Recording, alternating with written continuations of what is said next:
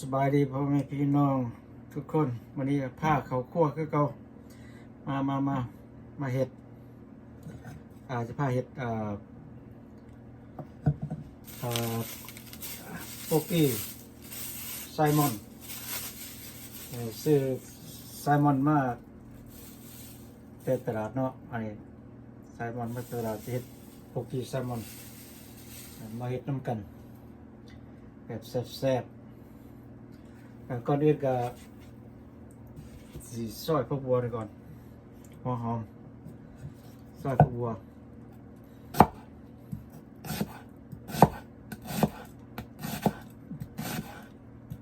โปกี้แซ่บ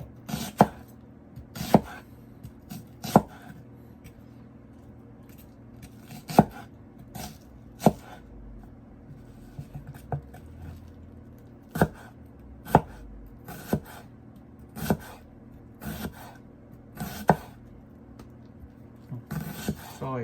น้อยๆนั่นเองเพื่อว่าให้เขากับเนื้อปลาเขา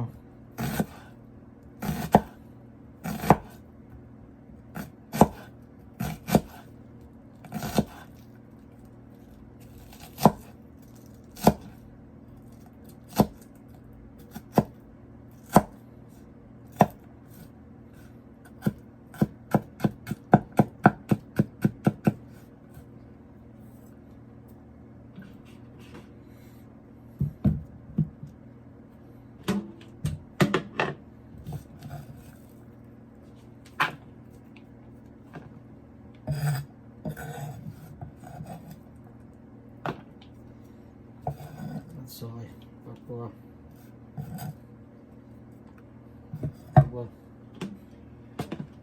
เขาจะมาซอยบักแตงก็หัวอย่างสักเปลือกอย่างอยู่ซอยบักแตง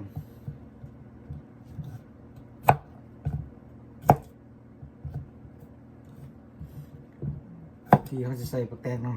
แปลว่าให้มันกรอบจะเห็นมันกรอบใส่บักแตง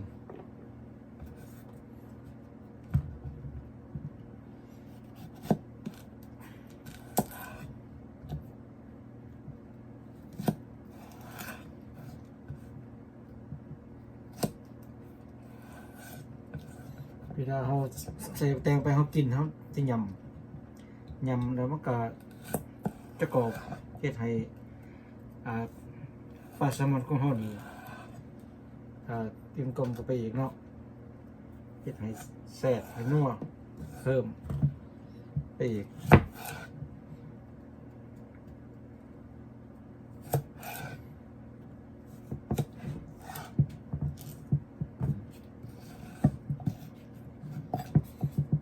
แล้วก็เอาทั้งในมันออก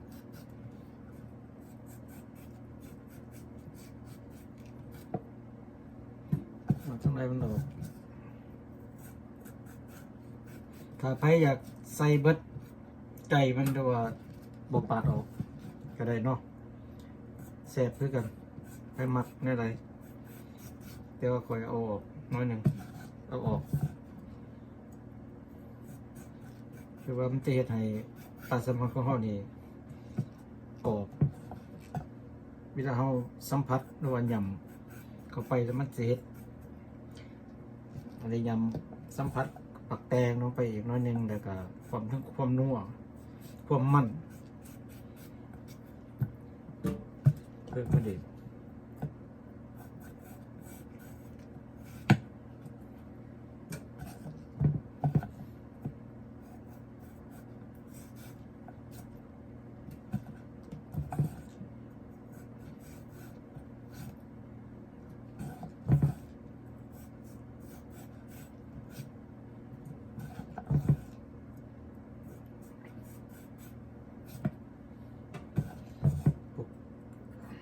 แซลมอนโปกี้นี่ว่าโปกี้แซลมอนเนาะคันว่าได้เป็น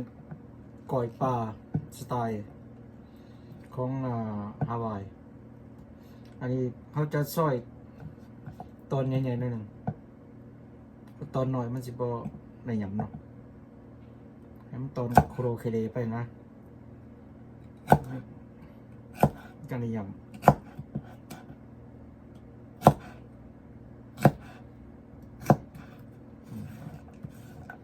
ตอนยังไงเป็น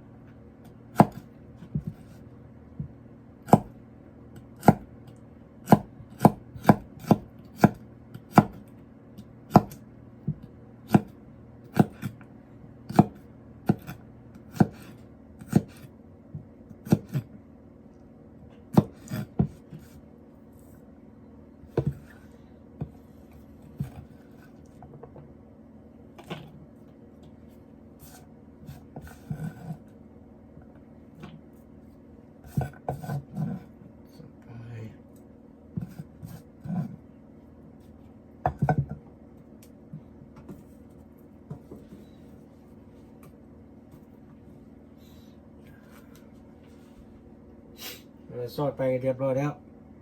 ส่วนประคอมต่างๆเขาซอยเรียบร้อยเนาะบริทายเอากับนี่คือประคอมเขาจะใส่แล้วเขาซอยเรียบร้อยแล้วมีประคอมป้อมแต่ประคอมแดงใส่น้ำแล้วก็ประคอมบัว green onion salad Saranto เนาะซอยนั่นนี่พร้อมทั้ง cucumber and onion เอาเตรียมเรียบร้อย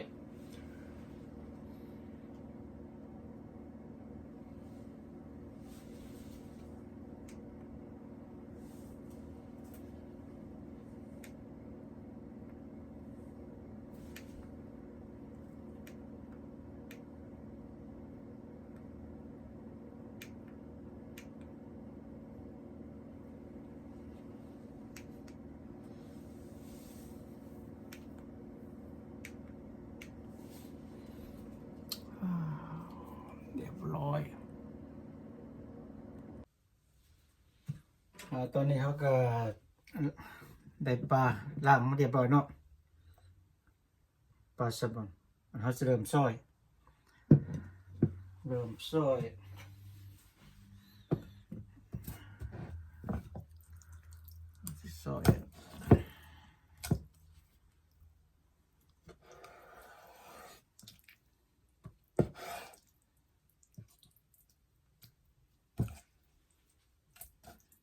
ต้นใหญ่ๆนั่นก็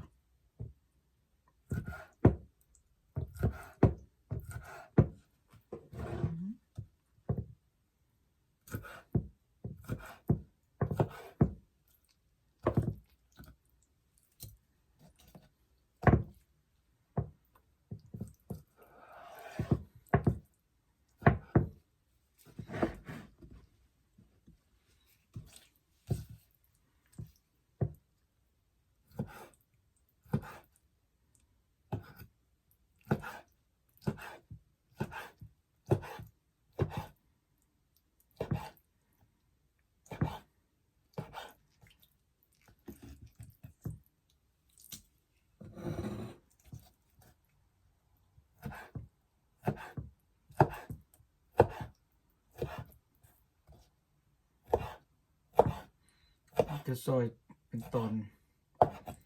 ใหญ่ๆหน่อยหนึ่งเป็นลูกเตา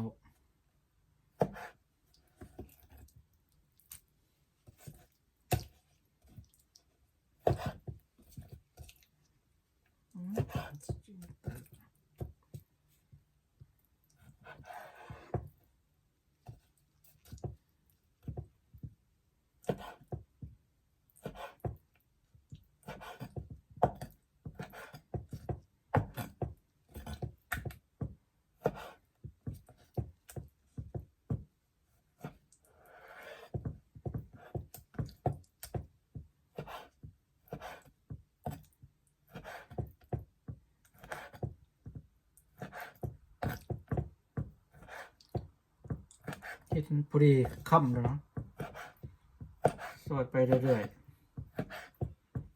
เฮ็ดพอดีค่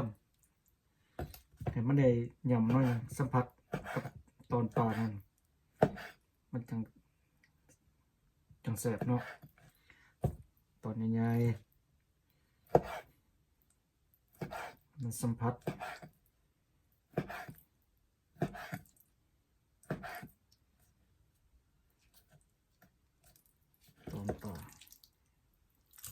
ตอนปลา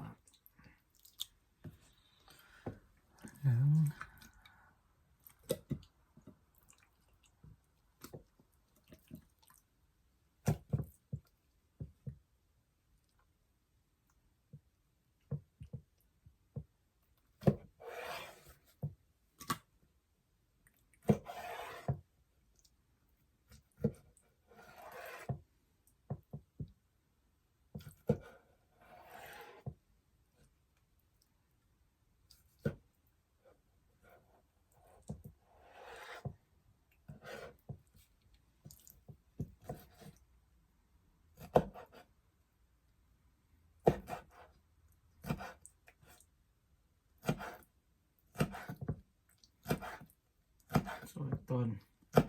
พอดีค่ำซอยตอนพอดีค่ำเลย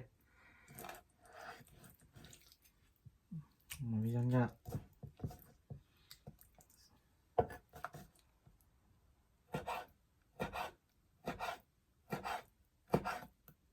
ที่มักต้นใหญ่กับต้นใหญ่มักเลยกับซอยหน่อย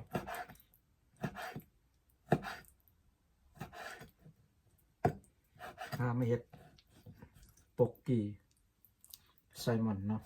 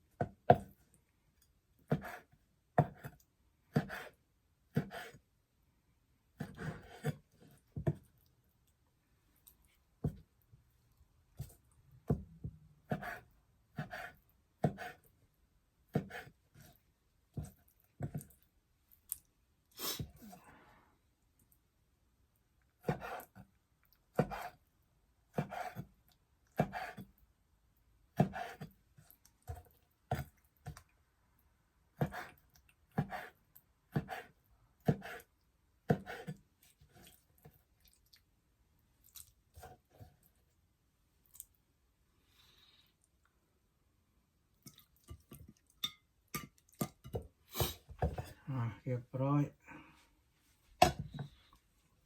นี่เขาจะได้ซอยมาแบบนี้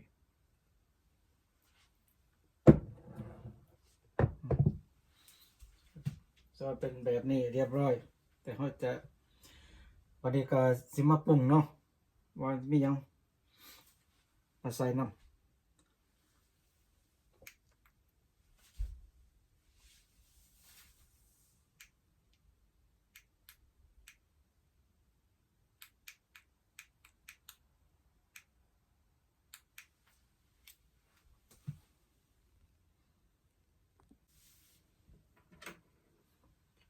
วันนี้เขาก็มาเริ่มปรุง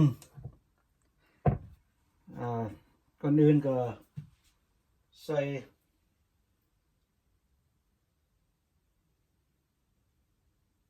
อ่า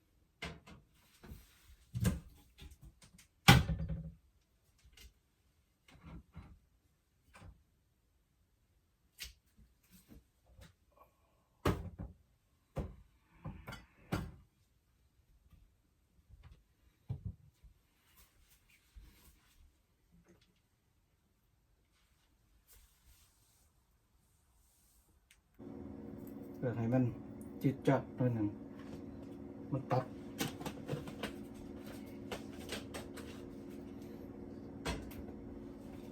ไข่หน่อยหนึ่งไปอยากใส่ก็ใส่บ่อยากใส่ก็ได้พี่ไข่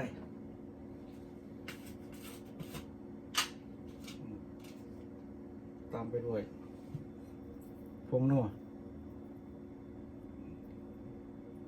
เป็นยาสูบลงไปเฮ็ดให้อาหารรสชาติแซ่บ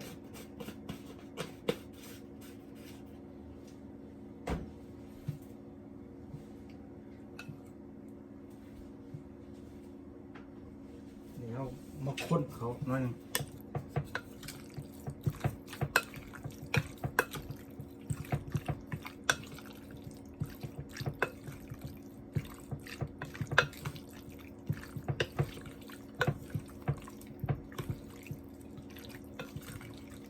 หน้าตามันจะเปลี่ยน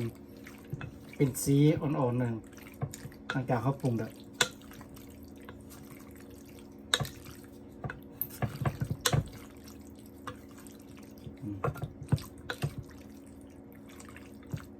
โอเคประมาณนี้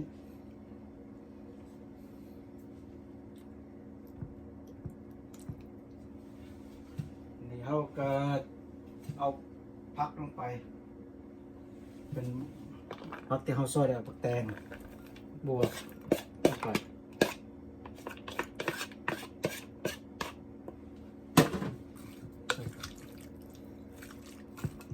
คนมันเขากันเมก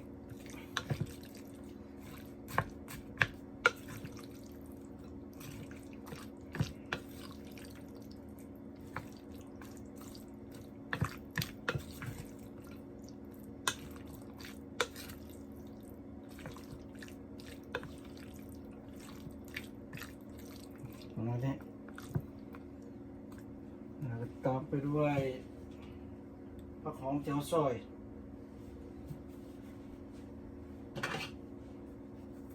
จะใส่อันนี้น้อยหนึ่งสลัดน้อยหนึ่งเพื่อว่าให้มันกลมๆเนาะผักบัวแดงแล้วตามไปด้วยกรีนโอเนียน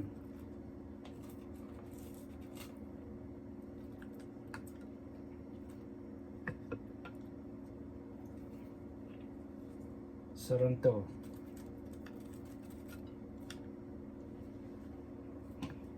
ไปต้นหอมได้กลิ่นหอมผักบัวหัวหอม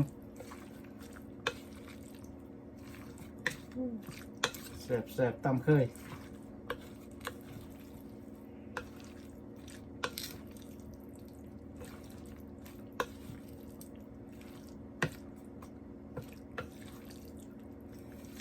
เริ่มบอกเขาก็ใส่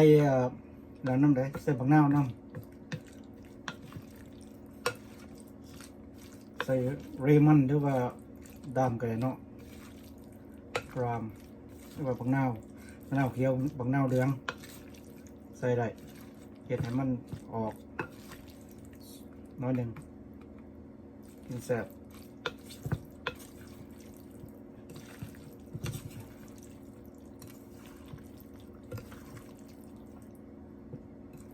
โอ้หลายเติบ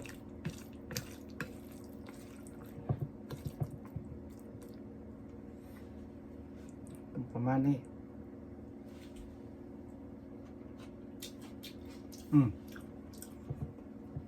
เขาจะได้โปกีแซ่บแซ่บ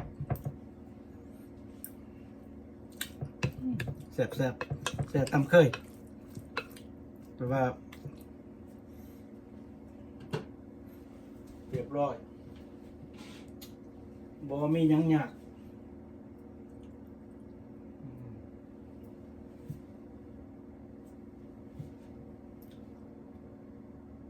หน้าตา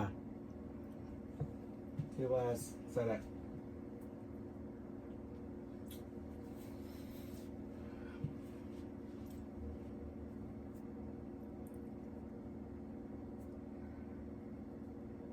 นี่คือ โปกีไซมอนเนาะที่ว่าไซมอนโปกีคันว่าภาษาเฮากับก้อยปลาหรือว่าราปลาไซมอนเป็นแบบง่ายๆอันนี้เป็นแบบโปกีของไอแลนด์เนาะคือฮาวายเขาจะเฮ็ดกินหรือว่าเป็นของแก้มหรือว่ากินกับ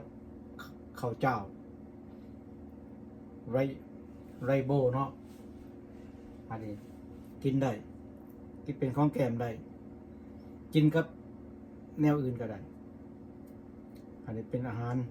ของไอแลนด์ที่ไทยฮาวายเขาจะเฮ็ดโอเคเนี่ยมาฮอดนี้กันว่าคลิปนี้ก็เอาไปเพียงเท่านี้คลิปหน้าพอกันใหม่อย่าลืมเอาไปเฮ็ดเด้อพี่น้องเด้อลืมเฮ็ดเบิ่งไปเฮ็ดเบิ่งเฮ็ดเป็นของแก้มหรือว่าเฮ็ดเป็นอาหารแบบอาหารญี่ปุ่นได้กินกับข้าวเจ้าแซ่บๆคือกันเอาไปเฮ็ดดองเบิ่งเป็นของแก้มให้มักแก้มมักซุ่มมักกินดิบ